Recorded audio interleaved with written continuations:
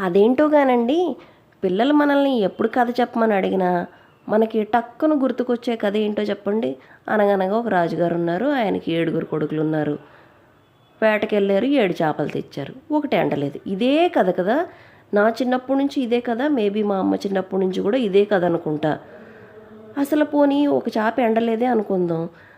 ఎండ తగిలే చోట పెడితే అయిపోయేదానికి రాజుగారు గడ్డి నువ్వెందుకు అడ్డం వచ్చావు, ఆవు నువ్వెందుకు తినలేదు, పాలేరు నువ్వెందుకు ఇప్పలేదు, ఇంత రీసెర్చ్ అవసరమా?